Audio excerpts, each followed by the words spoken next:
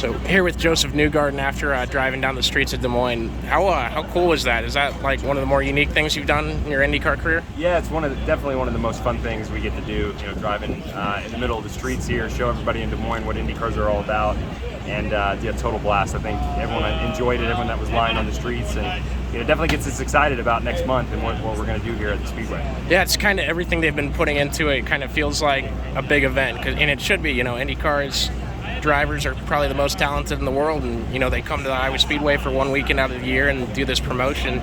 Does it feel like special to you guys to have it be treated like such a big event this year? Yeah, I think we've got a lot of good growth in the series, and Iowa is one of those tracks that we want to grow as much as possible. So there's been a definite effort in trying to bring awareness back to the race. We weren't here in 2021, so it's good to be back here with two events coming up in July. The support from Hy-Vee has been tremendous. They're throwing a bunch of concerts on the weekend, so it's really going to feel like an atmosphere, or a festival atmosphere, which is going to be different than anyone's ever seen at Iowa. So yeah, there's been a lot of effort to make this a big event, and you notice that. And I think as a driver, it's fun to see that because it's one of my favorite tracks, and I hope it's around for a long, long time. Do you think there's a driver in the IndyCar garage that doesn't like Iowa Speedway?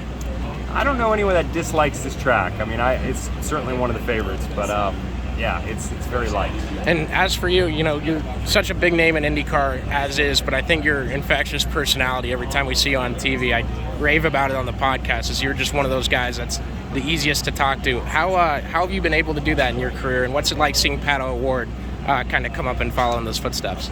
Well, it's very nice of you. I've had a lot of good people behind me, and I've had so much help getting to this point and being in this series, and finding some race wins, and just trying to have a good time at my job. We have such a fun job to be out here and race cars, and promote a race or be a part of a race, and it's really everybody's involved in it, whether it's the fans or it's the mechanics or the driver or the managers. Everybody plays a part, and so I try and always enjoy the moment. And we've got a lot of good young drivers, like you said. Pato O'Ward's one of those charismatic guys that's coming up, and he's got a long, bright career ahead of him, and tough to challenge. He's going to be one of the best, along with others that are in the series now. But we have a lot of fun. We feel like we have a great group of drivers in IndyCar that battle it out every weekend.